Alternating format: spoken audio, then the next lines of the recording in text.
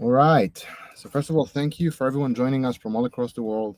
My name is Tom, and I'm developer relations for a company called Lightrun here. No, that one over here. And this is slashing development costs in an economic downturn, our panel with Apple and Wayfair.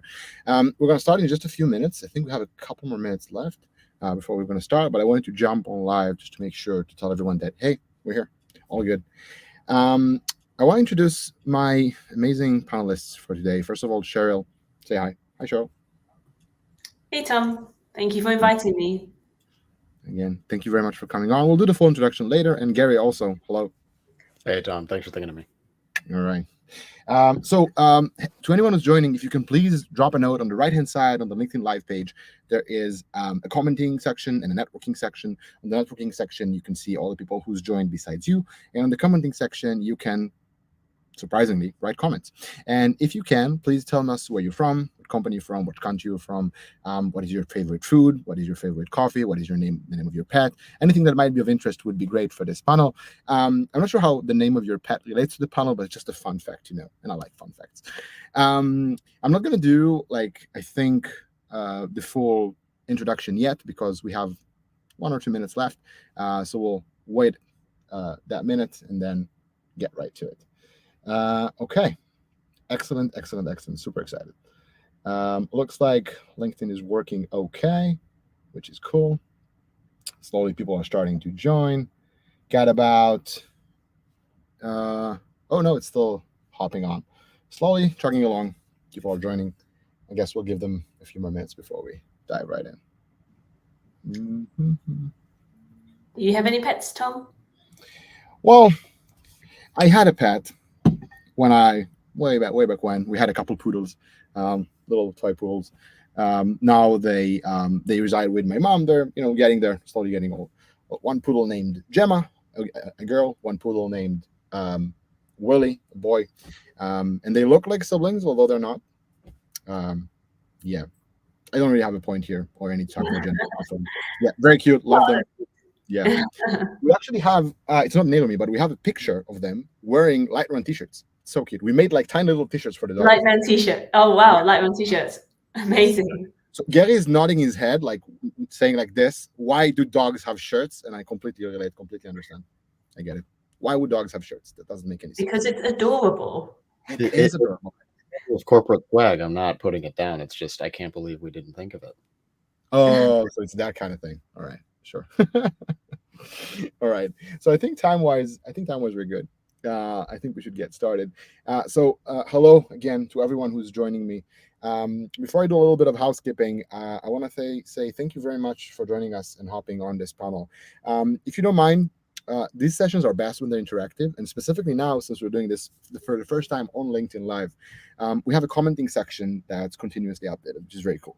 So in the commenting section, just drop your name, your title perhaps, if that's important to you, where you come from in the world, what company you work for, and basically any type of interesting fact that we should know about you.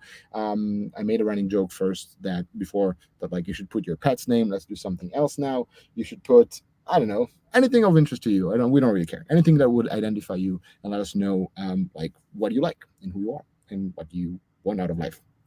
Anyways, I think that we should get this party started. So let's start by allowing Cheryl to introduce herself.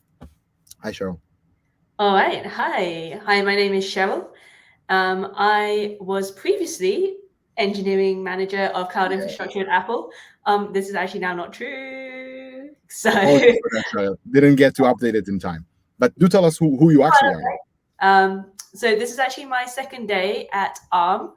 I have joined as a senior director of ecosystem, driving the adoption of ARM across cloud and infrastructure. So this is very good timing for this particular panel. Outside of that, I love classical piano. I love long urban walks. I love Asian food, and I live in London. Very cool, Cheryl. Thank you very much for introducing yourself. Gary, tell us who you are. Hello, wrong side. I'm Gary. I work at Wayfair. I started off working in engineering effectiveness, where we build a lot of like infrastructure and things that support the engineering organization. That eventually evolved into, hey, what are we doing about open source at Wayfair? And so now I work full time for the open source program office at Wayfair. We are CNCF federated to run our open source program office like you might see in other parts of the Linux Foundation and in the Cloud Native Computing Foundation. Um, Outside of work, I play a lot of video games. I spend a lot of time with my lovely wife, and I do plenty of long walks with her. Living in Boston, there's no shortage of good food and places to try. So that's that's me. All right. So I think I might introduce myself too. I also am here. My name is Tom, and I'm Director of Developer Relations for a company called, let me try to do it the first time correctly. Almost like this, for a company called Lightrun. We do developer observability. Yeah, I know it's like, what is that? So we do developer observability, which is a fancy term for something very simple. We dynamically instrument your applications. So you open your IDE, you right click somewhere in the IDE, you add logs, you take snapshots, you add metrics, and you view them inside your IDE or in any additional observability tool you might have. I want to kind of do a little bit of housekeeping first before we jump right into it. Oh, I can also tell something personal about myself. So I live in Tel Aviv with my lovely girlfriend. And while we don't really do long walks, we do long sits on the couch watching television. That is an equivalent, not quite the same thing, but very similar. We do enjoy the bars and the food the city has to offer.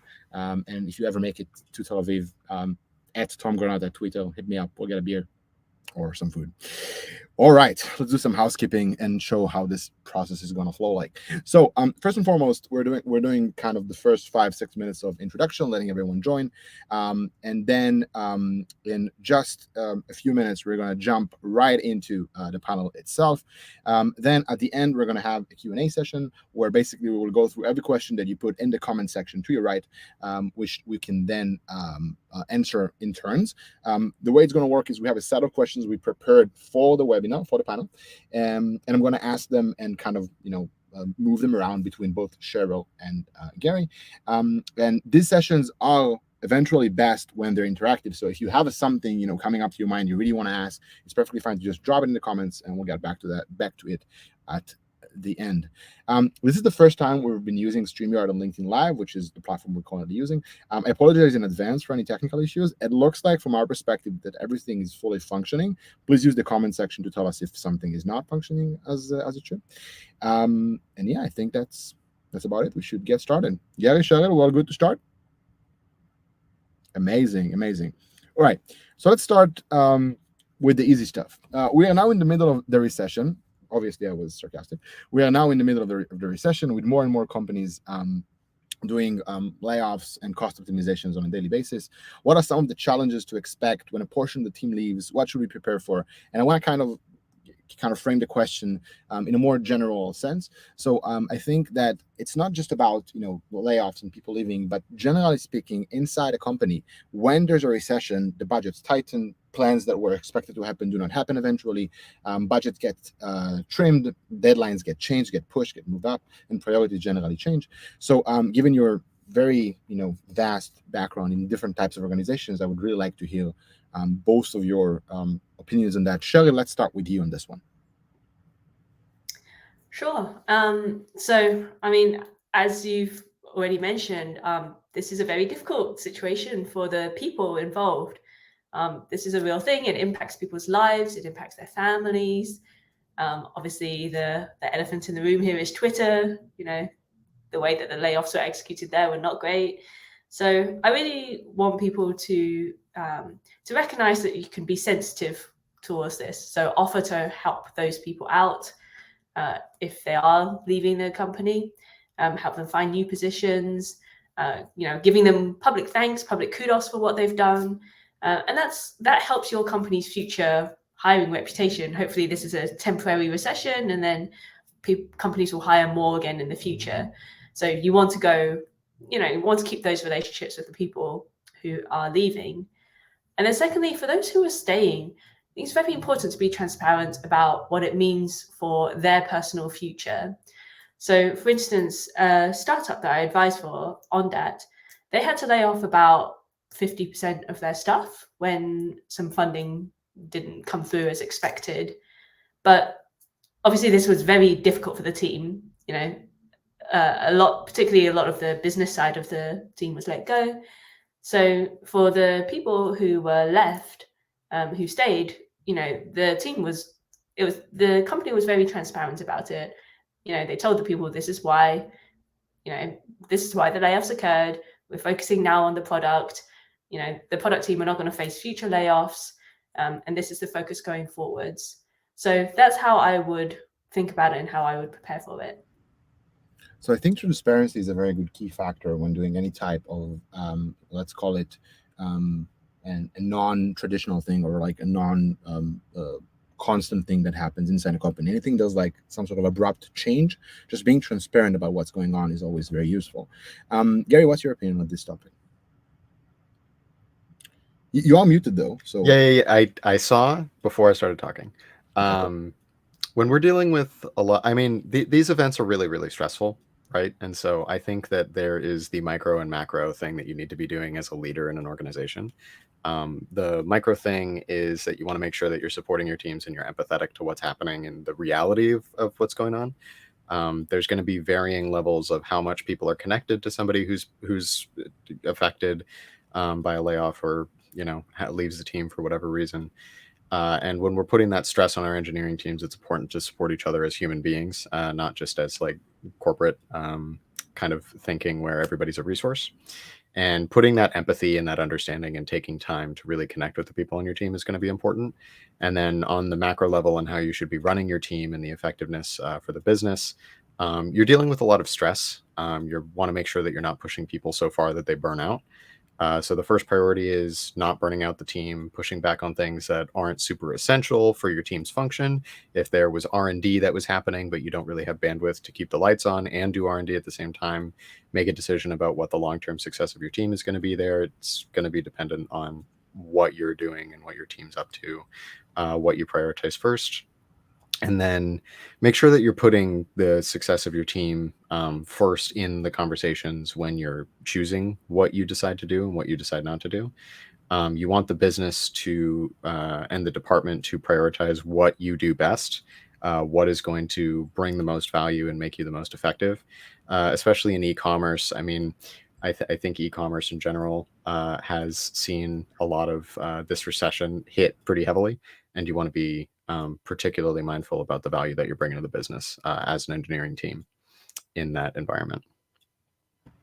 So I think that, again, looking at it from a vertical type of perspective, some more immediate casualties of the entire situation are obviously affected more. And I think that when your organization is a bit more geared towards layoffs in a specific situation, well, your industry seems as a whole to uncover problems. It's important to be extra compassionate and be extra attentive to your people in order to make sure that you don't feel left behind. Other than that, I think that some of the LinkedIn comments are not working. I got some messages coming in saying that doesn't work. If anybody has a question and want to ask that for the Q&A, that's perfectly fine. And you can't add a comment on LinkedIn. You can just send me a message over LinkedIn directly. Just message me at LinkedIn, add me as a connection, then message me directly, and I'll just make sure to hop the question into the panel. Apologies for that. Again, first time that we're doing this on LinkedIn Live and StreamYard. So hopefully it will not happen again. Apologies for the fact that it happened in this stream. Let's move on to the next question. And by the way, the nice thing about this panel, for the people who are joining us for the second and third time and looking at the list, I see we have at least 15 people who are recurring viewers. I'd be very happy to kind of let you guys talk more with each question. So again, feel free to elaborate as much as we can. We don't have a time crunch happily in this session, so I'm really happy that we get to do something a bit more intimate. Let's move on to the next one. So what can companies do to optimize costs in order to reduce kind of the stress and the problems that are associated with this type of recession? And I want to mention a quick thing. At Lightrun, we do a lot of cost optimization exercises. This one being a major one of them. Our developer observability platform enables you to reduce costs by reducing the amount of logs being emitted, ingested, analyzed in your systems.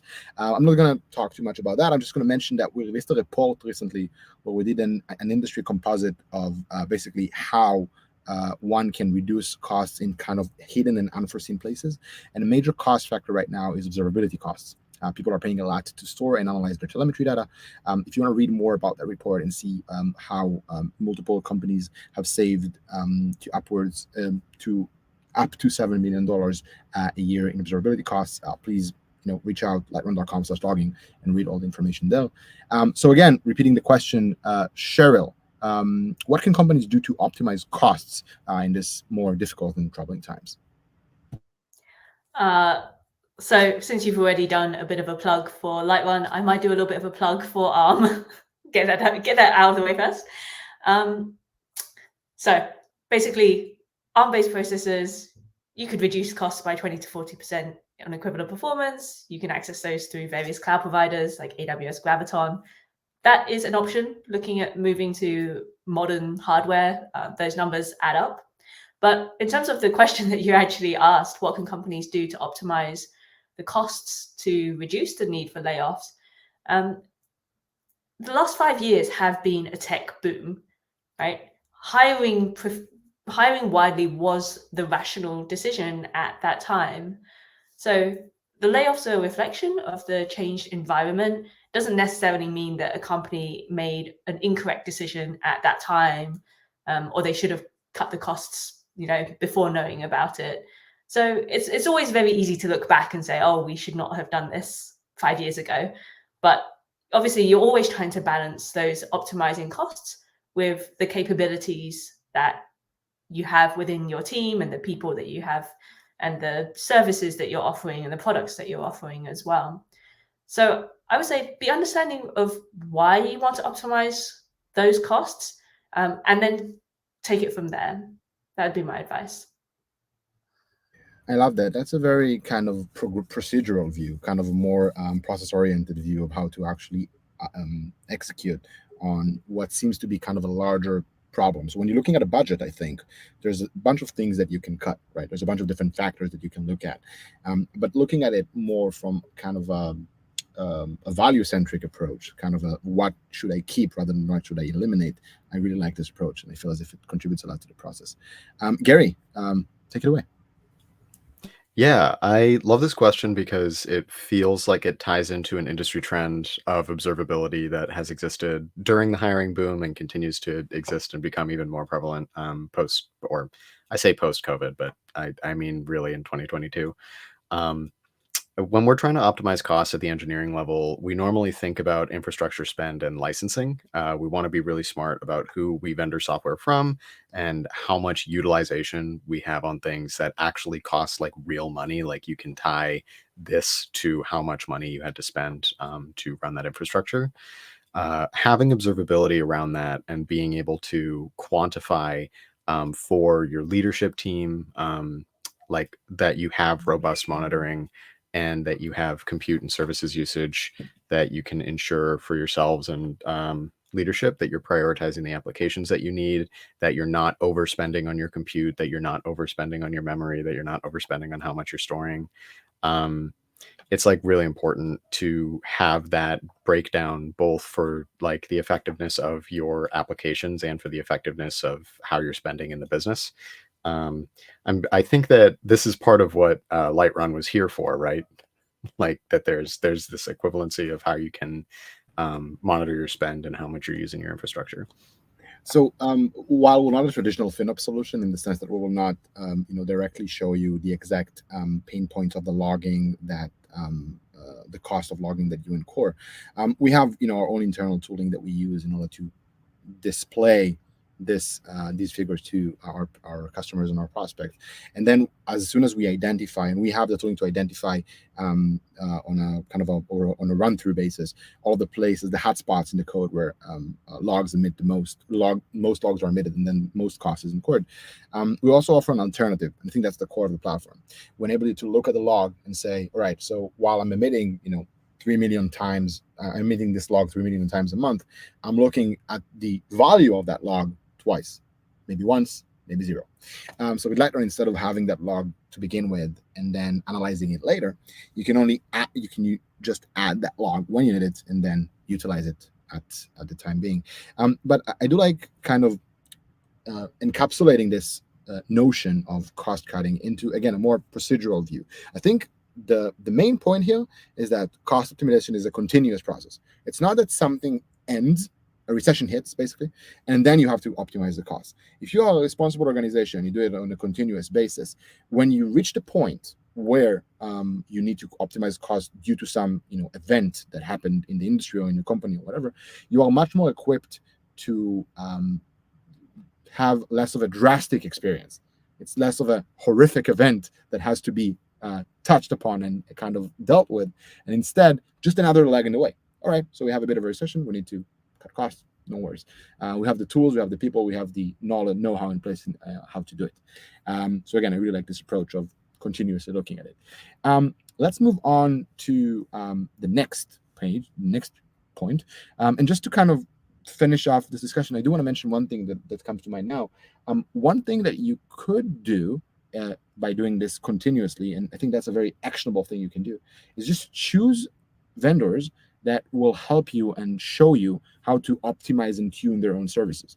I think that if you look at a thing that you buy and you're not exactly sure why you're paying this amount for it at any given point in time, then you should have at least some understanding on how to cut that cost when you're not exactly sure what the value that they derive.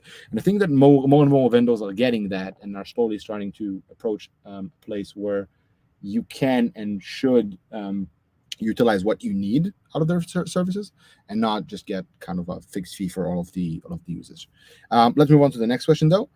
So speaking of problems that happen during a recession or like a downturn, getting faster to market still remains a priority. Like, it's not that you're expected to release less features every time. You need to release the same features just in a more efficient way that doesn't cost you and take you as long. So how do you keep up the pace of delivering even when the resources get depleted? And I think, Cheryl, that would be a good question to start off with you. Sure, absolutely. So how do you keep delivering even when you're during a downturn, basically? So I think this really is a question of prioritization, and that really depends on the scale of your company and what your company's cycles look like. So I was previously working at Apple. At Apple, you think in terms of a couple of years. You plan for devices a few years ahead and services a few years ahead of time. At Arm, where I am now, that can be a decade. You can be 9-10 years away. Conversely, I also worked at Google, working on a web scale company. You're trying to release things in days and weeks or months. So how you prioritize depends a lot on that scale that you're looking at. But you mentioned something interesting, Tom, which is you said even when resources are depleted. And I want to press on this point. When you say resources, are we talking about people in this? That's a very, very interesting question. So I think that when we're talking about resources generally, we're talking more about your underlying compute resources, your underlying infrastructure resources. Let's say if I would compare this to a non-technological organization, even there's an equivalent in software, obviously, but like the cost of goods sold, basically the goods that you are transferring away, the lumber, if you will, that is used for your work is the resources I'm talking about in this point. And I think you made a very important clarification there. So resources, in my understanding, while software is written by people, when I'm talking about resources in this context, I'm talking about resources that are of the infrastructural nature rather than the human nature. Does that make sense? Yes, it does. It does make sense. And I think Gary also sort of pointed this out earlier, that the reason I ask is because I'm a big believer in people and calling people and treating them as people rather than thinking of them as resources. So in this particular case, I'm actually quite happy to hear that, okay, resources does not mean humans in this sense. We're talking about infrastructure, My bad. Apologies for that. Yeah. So I would say keeping up the pace of delivery is, I think it's a question of prioritization, right? You focus on what are your customers actually using, and you can do that through some of the observability tools that you've mentioned, like Lightrun. Focus on events that are causing, for example, if downtime costs money, that's something that you can prioritize as a company goal, and focus on solving those problems, and hopefully keep up the delivery by reducing those kinds of issues. Amazing. Thank you very much, Cheryl. Gary? Yeah, I'm going to reemphasize it that people help your company run. The company doesn't exist without people. You can make all kinds of strategic decisions on what those people do, but it's important to treat them as empathetic, compassionate beings that you have to nurture emotionally. Anyway, back to getting faster to market, and even in a downturn, and delivering with resources. I think that it's pretty common for a lot of engineering organizations to run to solutions that will track sprint velocity, solutions that will track like how fast between commits, how many commits are engineers making. What's the first time to comment on a PR is another huge one that I've seen a lot recently. And I think that it's in search of metrics and things that you can use to measure how effective people are being, and then give them incentive on how to do that more effectively and faster. But I I feel strongly that there is a great set of metrics that's become standard in the industry, that my department, engineering effectiveness at Wayfair, has been tracking for the last 3 years. They're called the DORA metrics. You might also know them from the book Accelerate, from the State of DevOps report that they synthesized over years and years. Basically, it highlights 4 metrics that the effect and profit of an organization working in technology, or I'm sorry, 4 metrics that affect the profit and profitability of the organization. Highly effective organizations are more profitable generally, and less effective organizations are less profitable generally. And so we measure deployment frequency, lead time for changes, mean time to recovery from a failure, and change failure rate. We use and publish them industry, like organization wide.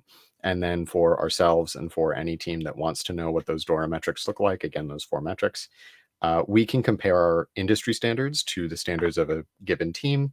And obviously, as Cheryl had mentioned, that's going to be different. And you need to attune that for web scale companies, and for companies that are doing things like Apple does, companies that are doing things like ARM does. But this is a good litmus test, and a good way to measure at least web scale and applications that are being deployed in microservice architecture. The lead time should be shorter. The change failure rate should be lower. We can iterate on these things and make meaningful improvements with what tooling we have, what licenses and vendors we want to prioritize. It actually gives a decent framework for how effective are we, where can we afford to lose a little bit of ground, where should we be gaining ground to be a little bit more effective as an organization. We take pride in having a high performing organization overall, and then many high performing, obviously, categories within the organization. Even when we do have large applications, we balance that out with a lot of smaller applications that bring the average to high performing. But that comes from years of practicing it. So as we mentioned in the last point, the best time to start measuring these things and promote observability in your organization was 5 years ago. The second best time is to do it right now. And then 5 years from now, you'll really see a lot of the benefits, and you'll see the benefits as soon as you start tracking and measuring them. Yeah, I think that this ties back to the continuous thing. It's basically all about figuring out what you need to do in order to get those processes in place, to have this know-how in your organization way before the problem actually hits. So you need to have the infrastructure in place. And I think this is a very good approach to doing it, basically tying it to metrics that are easily quantified.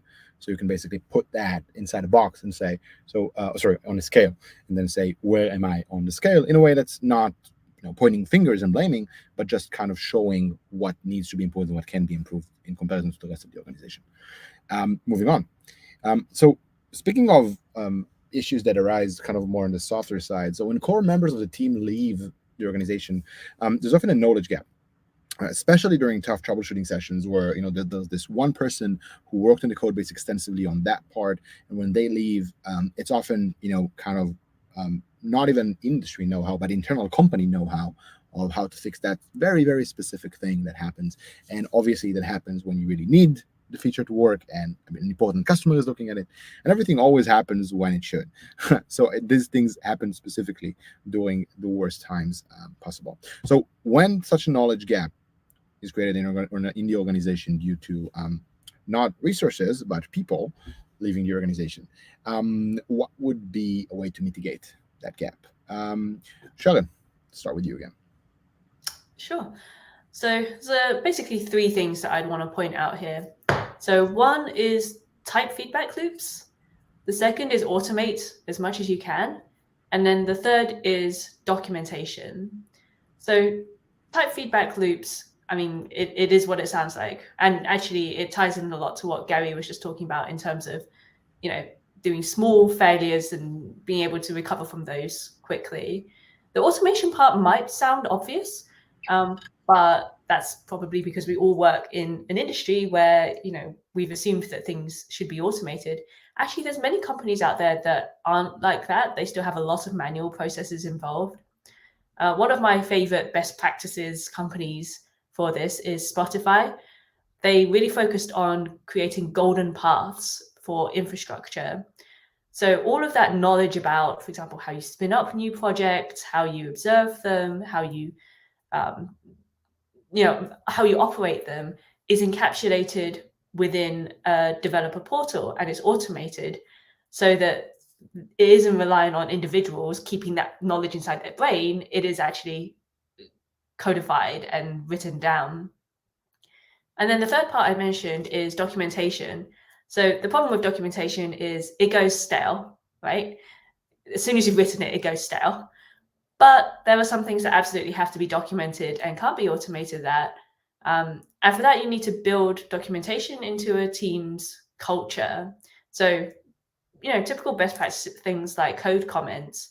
But something else that I found really helpful is to be able to publish like monthly updates on what's happening at a team level and why certain decisions are being made when they are. And I found that really useful in lots of different contexts. Not just like a troubleshooting session or not just a layoff even, but it's really helpful to expose that work to the rest of the organization if people go away on leave, if you need to onboard new starters, and basically try and capture all of that information as you're going along. Generally, if you are if there's a problem and you're sitting at the keyboard and you have no idea what to do, it's too late to start documenting. So you really do have to think about that before you get to one of those moments.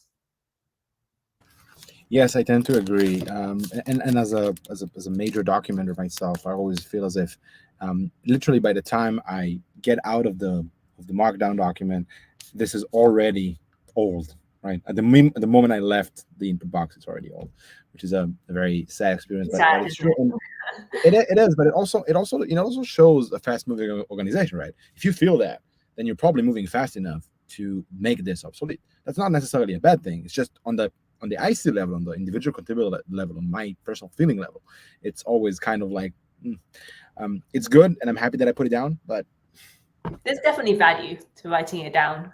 But yes, for sure. So hard for to keep sure. But keeping it updated is a nightmare. Gary, go ahead. Yeah, I love the nuance that we're putting in this conversation, because I think it's really easy to make a dogma like always document everything, and then people feel really disempowered and they don't want to do it at all. I think it's important to acknowledge that you can't ever really fully close the knowledge gap. Documenting important things and automating important things. I have this analogy that I really love. That's like, it's like pizza, right? Documentation and automation. If there's no pizza, it's bad. If there's like really good pizza, it's really, really good. But you would eat stale pizza and you would eat cold pizza. It's okay if it's like old or a little out of date, or it hasn't been updated in a while. You would rather have that than have no pizza. And it's still fine. Like, you can still eat it and it's still okay. So putting something in there, even if it's like comments in code, is something that I've been using a lot recently because I have a lot of very small code bases on a team of 4 people. And so we can get away with, you have general context of what this thing does, and there's a lot of comments in it. And so we don't need things that are really better for enterprise scale applications. Like even when I've been working at Wayfair, just not particularly on this team, we would use things like straight up full README and wiki documentation. We would do Swagger API documentation. There's things like that that you can do that automatically generate your document or generate your documents for you. There's languages that enforce it, like you get a lint warning if you use ESLint well enough. You can get, I know Cargo and Rust require that you put the right external facing endpoints actually well documented, or I might be thinking of, no, I am thinking of Cargo and Rust. So yeah, it's like there are a lot of solutions that you can actually inject into the code. There's a lot of solutions that you can build through automation, but also keep in mind that you'll never fully close it. And you want to be aware of what the context is of how many people this affects if this knowledge just went poof and disappeared. There's also how tight your team is. There's a lot of small nuance that you want to inject into that thought process and conversation.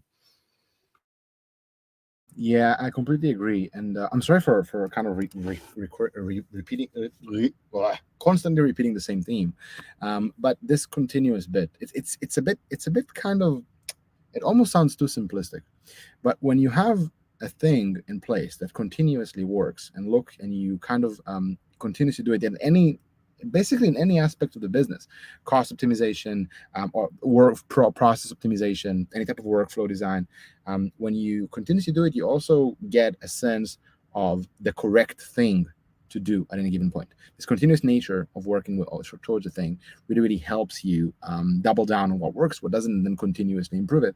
And I want to mention one extra thing that actually ties back to what Cheryl said about kind of the role of automation and the role of kind of doing things in a procedural, automated way, basically. It's all about the feedback loops, really.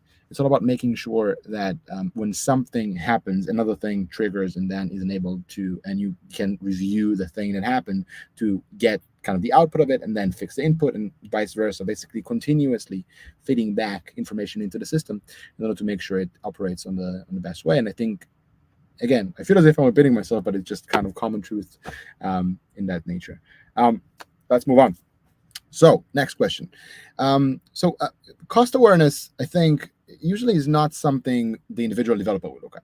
So as a backend engineer, I'm a site reliability engineer by trade. So my before I was in developer relations, that's what I did. And as a site reliability engineer, you do have more cost awareness. Like you have SLOs and you have things that you have to look out for, and there's a bunch of things that you are in charge of. And a lot of the time, the tasks that you get revolve around making sure that even at peak usage, the thing that you build, the system that you constructed, does not cost too much to operate because you might get over your SLO. So backend engineers who are not all the time production oriented or even infrastructure oriented, some of them have this gap of knowledge. So it's not really clear to them what is even costing money down the road. They're not exposed to the EC2 instance costs. They're not exposed to the KS costs. They're not exposed to whatever it is they may run under the hood. And how do you direct more of their attention to those cost factors on a constant basis? And Gary, from your background at Wayfair, there are a lot of moving parts, and I'd like to kind of hear your opinion and thoughts on that. Yeah, sure.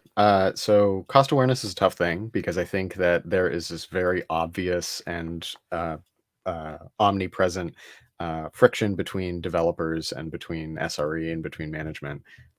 Developers will play with every shiny new tool that you allow them to. They will work with whatever they can because it's really cool to do.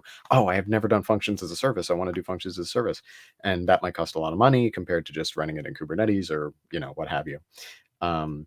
But how much do people consume, and how much VPN access might people need, and how do you get functions behind a firewall, or things that functionally, reliability engineers might have to think about and management might have to think about. And I'd like to see like this idea of a budget that we do, that I've adopted into my mind from the SRE mindset, where you have this, like, if you go over this amount, then that's where you're in trouble, but everything else is completely gravy. You're allowed to hit such and such error count. You're allowed to have this much downtime. You're allowed to have this much infrastructure spend. And using that budget for innovation will leave you some space to do new things and have fun as developer teams and give people freedom to explore new ideas while still allowing you to run the parts of your business that are essential for your team to be providing the value that it has to provide. I advocate for a lot of companies, especially ones that are becoming cloud centric, to like put those ideas of specific costs being allocated to specific organizations. Um, and that's how I think developer tools should be driving cost awareness, is for each team, for each, however your organization is set up, if it's by department or if it's by single layer organization, I think is one of the ones that gets used. By giving them the responsibility of having cost, having a certain budget that they can hit for their innovation and for their spend for their infrastructure, the cost of running the application stays in scope. The cost of going over the budget stays in scope. But being under budget has its own consequences. Like, okay, maybe we didn't innovate enough. Perhaps we didn't leave enough freedom for people to try new things. Yeah, budgeting in the same way that you would think about an SRE mindset with error budgeting and things like that. I just think that that's a super functional way to get teams to actually engage with it, where many teams for a very long time haven't had a framework to think about it. Yes, coming back to the framework of how to put these things in the front view mirror, basically, of kind of having a way for them to continuously inspect the situation and then touch on it. Okay, so if it's in front of me, I can then do something about it. But if it's not in front of me at all, what can I even do? Sharon, your ball. Sure. So talking about cost awareness and how do we direct attention onto the developers. So like you, Tom, I'm a software engineer by background. I was building backend features for Google Maps. And I know developers are super, super busy. Cost reduction isn't usually their primary goal. As Gary said, they like to play with shiny toys. They like to experiment, build new things. So while you can educate developers and tell them it's important, I've never really seen it just work just through the power of education. What I have seen work is if you can provide them with automation, tools, just-in-time notifications, and valuable information about how they can reduce those resources that they're using. So for example, Zalando, who are a German e-commerce site, they released a whole bunch of open source tools to scale down the use of Kubernetes resources on a schedule. So for example, at weekends, or well, you can choose whatever you want. But for example, from Zalando's point of view, they have regular flash sales. So they know that there's a massive spike of usage when the emails go out and people click on the emails. So they can pre-provision at that time and then they can scale down, and it's very reliable, and they know that this is going to happen. So those little nudges in the assistance, I think that's what really helps to change the behavior, instead of just saying, the company needs you to save more money. Conversely to that, if you overload people with notifications, that's also not very valuable because people just don't know what to do with it. You also have to give them, hand in hand with that, what they should do about that information, what actions and what ways they can actually use to reduce the cost of what they're running. So I really like this approach of basically giving developers because developers like to play with shiny new tools, giving them tools to play with in order to do the things we would like them to do in order to be aware of the cost of what they do, of the cost the application they write in core. One tap back to Lightrun, the company I work for, we have an IDE plugin that enables you to basically add logs where no logs were before. So we dynamically instrument the logs in production. And one of the constant, and I've been with the company for a few years now, and one of the constant feedback that we see from every single customer, prospect, conference attendee, anybody who's ever seen a demo or played with Lightrun is this: it's smooth. And the fact that it's smooth and you click click a button right in the ID, and then the thing just appears in production. And there's a whole system behind it, right? There's IP of the company. We build a whole framework, yada yada. But the bottom line is that it shows, and you click it in, and it's cool, and it's smooth, and it works. And I think, and again, I'm speaking for an entire company here with a product department, an R&D department, and salespeople, and marketing, and CEO, and yada yada. But the bottom line is that the product, the core essence of it, is its shininess, right? It's the fact that you can put it inside your ID and play with it, and have this immediate feedback loop from the production system that enables developers to understand exactly what's going on inside a production system, which they might never have before without using something like us. But I do want to look at what Gary said, which is kind of having these dashboards, or having these mirrors, quote unquote, of the resources consumed, and displaying that to the customer on the other hand could be a very valuable thing. But let's say that now we know that we don't have enough resources to actually do all the work that we need to do. Let's assume that now we are constrained, and now we have less capability to do all the things that are required of us. So having less resources, meaning you have to resort to creative ways to improve processes and workflows.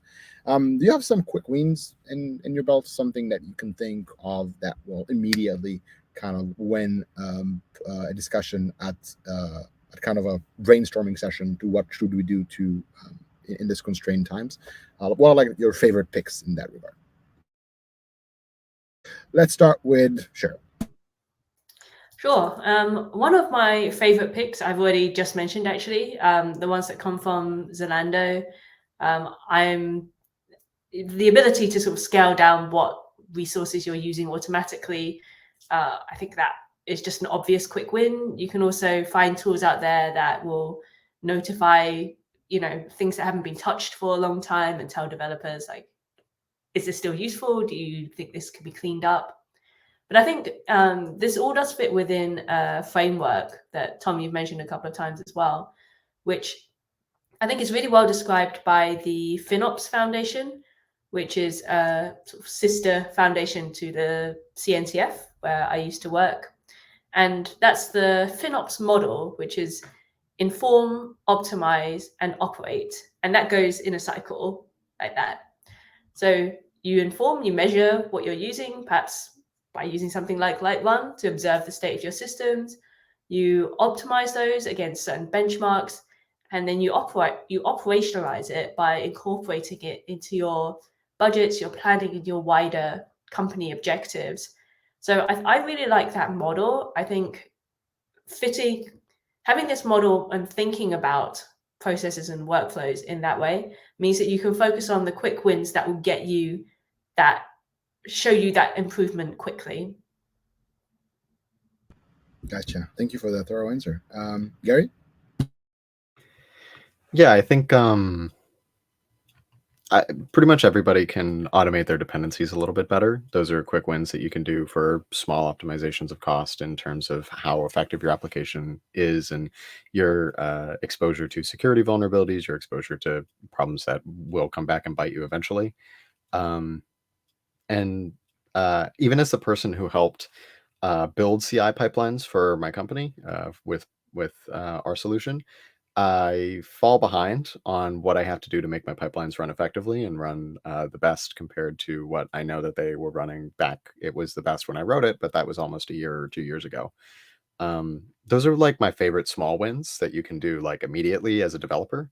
But I think a lot of the folks in this call are probably more leadership and working at the higher level. So having that observability, having the ability to right size your applications is almost always going to give you some spend back, because most applications are spun up with plenty of room, and you can still leave some room without leaving plenty of room in terms of RAM, compute, logs that you're keeping, how much your application is using, basically. You can resize your apps as needed using something like Lightrun, the host of this webinar, because it shows you the performance of your metrics, and you can use that to see the actual behavior of your application over time, and you can directly optimize your infra utilization to reduce costs that way. That we do.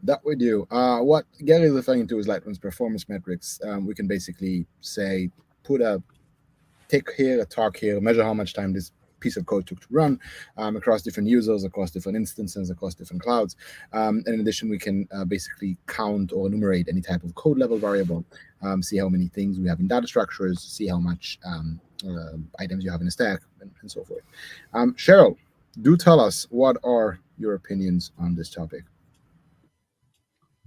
So as we already talked about a little bit, I think sort of quick wins come from, you can find lots of open source tools out there that could help you, scale, downscale your resources when you're not using them. I keep coming back to this idea of schedules, because actually there's a lot of examples out there where workloads are very predictable on what schedule they run. And so being able to right size at that moment and then recover those resources automatically is really great. I think what my favorite example of this actually comes from Spotify. A few years ago, Spotify launched an integration with the alarm on your iPhone, so that you could set an alarm at 7 a.m. and play a Spotify playlist to wake you up. And of course, at 7 a.m. suddenly, like, massive, not just at 7 a.m., but as you hit the time zone across, going across Europe and US, suddenly, you have this massive jump in Spotify usage at that time. So when you can recognize how your customer behavior is affecting your infrastructure, then you can set up your infrastructure to work well around those behaviors. Yes, and I think this kind of points to connecting the business to the R&D eventually. So if you can connect the business, what the actual business looks like, back into the engineering department, a lot of things gets solved by doing that. So first of all, product information is feedback right into engineering. You can see that a user is doing X, and because the user is doing X, the system is crashing, for example, or because a specific instance inside the product, some promotion the marketing team is running, some sort of Cyber Monday event. I'm not exactly. Is it Cyber Monday, or like, I don't know, Is it Cyber Monday? Cyber Monday. It's like Black Friday. Yeah, it's Black Friday, Cyber Monday. Right, that's what I was like, is it Cyber Tuesday? Yeah, not a thing. Anyways, so back on point, if you feed back operational information from the business into the developer's hands, they can make delicacies out of it, and they can see exactly what the code they wrote, how it behaves and how it affects their how it kind of works like in the real world. To double tap back again on Lightrun for the last time for this session, a part of what we do is adding logs and snapshots, basically taking kind of pictures of what is happening inside a production system for a specific user, for a specific instance, for a specific entity, and feeding that back into the developer's hands in a safe and read-only way, so they can then decide whether the code they wrote actually behaves as they expect it to. Feeding back information from the business, from the product, from the real world, right into the developer's hands. We have about 10 more minutes left. There aren't a bunch of questions. There are only 2 on my end. So I think we'll do one more question to the 2 of you, and then we'll hop back on the Q&A train. So the last one we'll do is, how do you give developers more powers across more disciplines in order to keep up with the work, even when people from the counterpart departments leave? And I think that's kind of a more of a general question. So basically, if I'm a developer and I work for an organization, my scope might be limited to the thing I'm currently working on. Sometimes I have a workflow problem that I can't really put my finger on because the person who is in charge of that process is no longer there. So I see there's an issue, but it's kind of hard to quantify and explain and kind of break apart. So the question is, again, how do you give developers more powers across more disciplines outside of development in order to keep up with the work, even when people from other departments or workflows from other departments are no longer there? Let's start with Gary this time. Yeah, my opinion on this, to put it simply, there's like not an easy trick. There's no like one easy way to navigate a new discipline or a new space. In my opinion, it comes down to knowledge and access.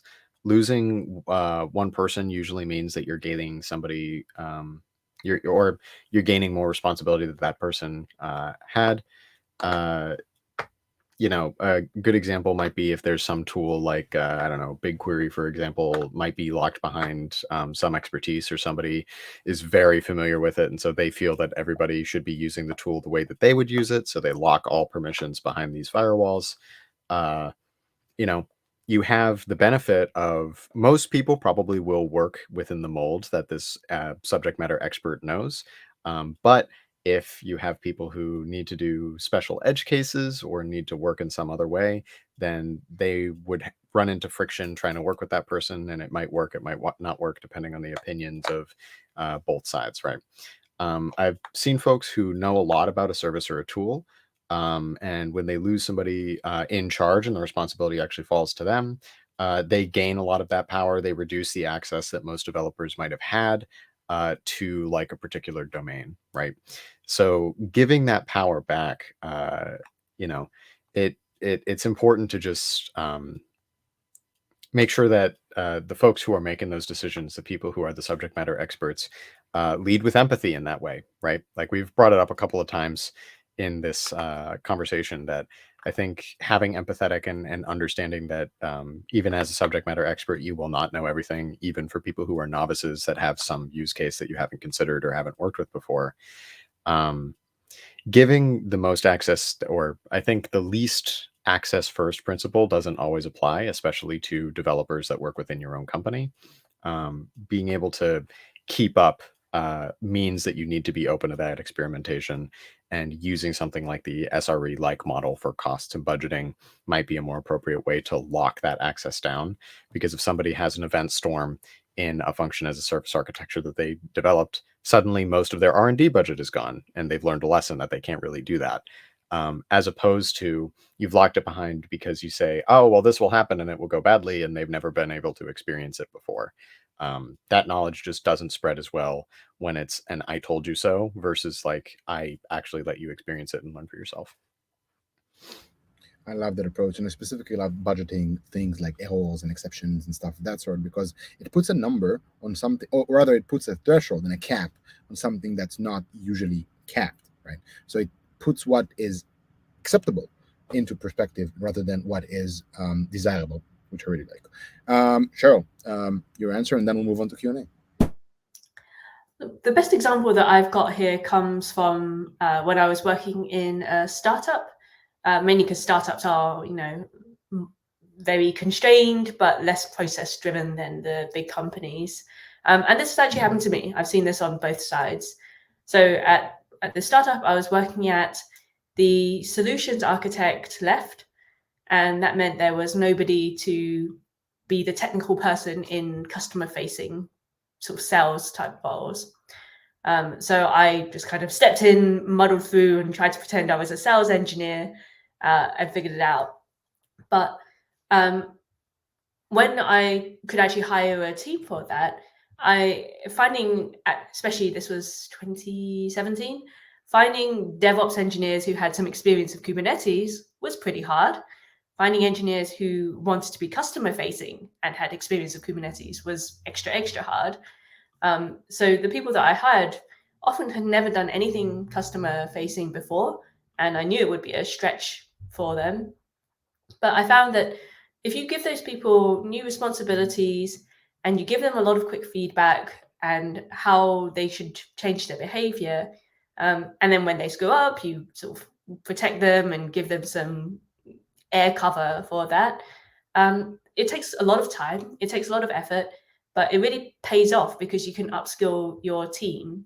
So that's what I would say, like expanding your team's capabilities means investing the time into giving them the opportunity to learn, because they will screw up and fail, and then helping them to understand how to change their behavior from that. I like the fact that we keep coming back to the empathetic front. We're basically looking at things and saying, let's have empathy towards the situation. And I think this is what this whole event for me personally was. It's about looking at the situation and seeing how can we be compassionate towards a situation where everybody's stressed and things are not easy, and try and extract the value that we want out of the situation without compromising on this integrity towards people and this empathy towards people. And I think that we did a lot of preparation for this session, by the way. Everybody here has been thinking a lot and trying to come up with answers for these questions. And I think that we came up with something that's both interesting and at the same time somewhat empathy driven, which is not an obvious thing to do. A couple of questions that came into my LinkedIn profile. Rustam is asking, what is dynamic instrumentation? I'm not going to go too deep into it. Dynamic instrumentation basically is the concept of looking at in your IDE, writing a log statement, a metric, or a snapshot, then having something like a developer observability platform like Lightrun automatically insert those statements into the running code. So logs, metrics, and snapshots that were not there before can then be inserted into the application in real time. So they are dynamically instrumented. It's not static instrumentation like you would do in development, add a log line, push it to CI, wait for it to deploy, view it in your APM, but rather add the instrumentation automatically, dynamically, and in real time from the IDE. If you want to read more about that, or play around with the Lightrun itself, we have a free tier, lightrun.com, without the logging, just lightrun.com. Go to the website. We have a playground, we have a free tier, have a bunch of things you can play around with. Then Jordan is asking, what is your opinion on the most what is your opinion on the most troublesome issues inside organizations currently? I assume what you're asking is, what are the most pressing things to do during this type of recession? We kind of answered that, but I think we can double that tap on that. So let's just finish the discussion with that. Sure, your one quick tip for fighting problems during a recession. Focus on the people. We keep coming back to this empathy thing, as you say, but really everybody knows that there are hard decisions that have to be made, whether that's on the business side, the team side, the priorities that you're facing. So lead with empathy, understand the impact of what you're saying, and maintain those good relationships with people, because it will come back to you. Okay, thank you very much, Cheryl. Gary, your double tap on the most important thing to do during this type of recession. Yep. Given that Cheryl has reemphasized the most important point, empathy, those relationships will follow you. I would say definitely take the time to reflect on the mission of your team. Take the time to reflect on what that value brings to the company, and then do your best to make sure that all of the things that you do budget to do reflect that mission and reflect that value that you bring to the company. Right. So we have just 1 more minute left. I want to do two things. First of all, is there anything you want to add, Gary or Cheryl, before we wrap this up? Something from your end that you'd like to, do a plug, anything of that sort? Gary? Oh, Cheryl, go ahead. Sorry. Oh, no. I was going to say, if you are, regardless of, whether you're currently in a recession or not, in some ways, building relationships outside of your company with other companies and organizations is really, really valuable. It's been very valuable for my career. And one of the best ways to do it is through meetups. I run a meetup myself. I run Cloud Native London, and I really want to encourage people to go out there and meet other people and talk to them and find out what is happening at other organizations. Don't end up just, laser focused on your own thing. Amazing. Gary? Yeah, my plug is Wayfair is hiring a bit for the engineering effectiveness team. You can find that both just all over LinkedIn. There's Mark Quigley, Ben Edmonds have been spent. Not that you're going to be able to find them easily, but if you ping me because you have trouble finding them, I can direct you, or you can go to wayfair.com. I think it's actually /jobs or /careers. And there's a way that you can search there that is actually a good experience and you can use to find engineering effectiveness roles and things in the supply chain. Okay, thank you very much, Gary. So Sheldon and Gary, thank you very much, both of you, for attending this session. And to the 112 people who totally attended this event, thank you very much for watching this with us. I want to mention that if you reached us through Meetup, the engineering leaders Meetup groups, this will be sent to you. The recording will be sent to you once we're done with the webinar. In addition, keep in mind that we run these sessions about once a month, or once every 2 months, depending on the quarter. If you have any topics or ideas or people you'd like to see in these events, hit me up at Tom Granot, like this at Twitter, or just add me on LinkedIn and tell me what you want to learn more about. I had a blast. I apologize again for the comments problem in LinkedIn. That will be fixed by the next time we run on. And one thing to keep in mind, and we kept on talking about it, but I do want to double tap on that. Compassion. These times are not easy for a lot of people, And I think that if anyone out there is struggling, is having issues with layoffs, any type of recession-related downturn stuff, budgets being changed, problems at workspace, pressure, whatever, keep in mind that it's okay to feel that way. And keep in mind a lot of people around you who have either already been in a recession, seen that firsthand, and know that things are going to get better at the end, and also are willing to talk to you. And if you're on the other end and are kind of more have more experience in the industry and have seen that before, keep in mind that sometimes more junior people and people who haven't been in the industry in this type of recession might experience this in a very dramatic way. Please encourage them to talk to you. Please have compassion to them, and know that we'll eventually all in this industry together.